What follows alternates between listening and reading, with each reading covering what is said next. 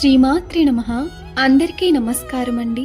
లలితా సహస్రనామంలో 103వ శ్లోకం. రక్తవర్ణ మాంసనిష్ట గుడాన్న ప్రీత మానస సమస్త భక్త సుఖద లాకిన్యాంబా స్వరూపిణి.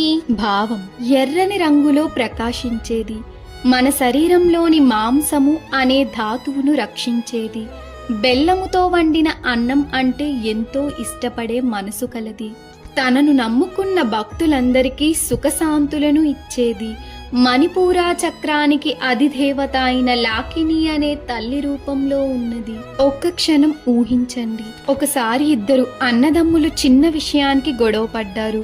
మాట పెరిగి ఏళ్ల తరబడి ఒకరితో ఒకరు మాట్లాడుకోలేదు. వాళ్ళ అమ్మ ఎంత చెప్పినా వారి కోపం తగ్గలేదు. ఒకరోజు అమ్మ అనారోగ్యానికి గురైంది. ఆమె ఒక్క మాట మాత్రమే చెప్పింది: మీ ఇద్దరూ కలిసి ఉండడమే నాకు కావలసిన పెద్ద కానుక. ఆ మాట విన్న వెంటనే ఇద్దరి కళ్ళల్లో నీళ్లు వచ్చాయి. ఒకరినొకరు కౌగిలించుకున్నారు. ఆ రోజు వారికి అర్థమైంది, కోపం రక్తాన్ని వేడెక్కిస్తుంది, కానీ ప్రేమ మనసును చల్లబరుస్తుంది. అందుకే అమ్మవారు రక్తవర్ణ అంటే ప్రేమ, జీవశక్తికి ప్రతీక. మాంసనిష్ట ప్రతి జీవిలో నివసించే తల్లి అని అర్థం.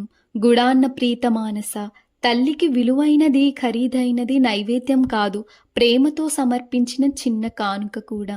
సమస్త భక్త సుఖద ప్రేమతో ఉండే ప్రతి హృదయానికి ఆనందాన్ని ప్రసాదిస్తుంది. లాకిన్యంబా స్వరూపిణి మనలోని కోపాన్ని కరిగించి ప్రేమను నింపే జగన్మాత. అదే ఈ శ్లోకం చెప్పే గొప్ప సందేశం.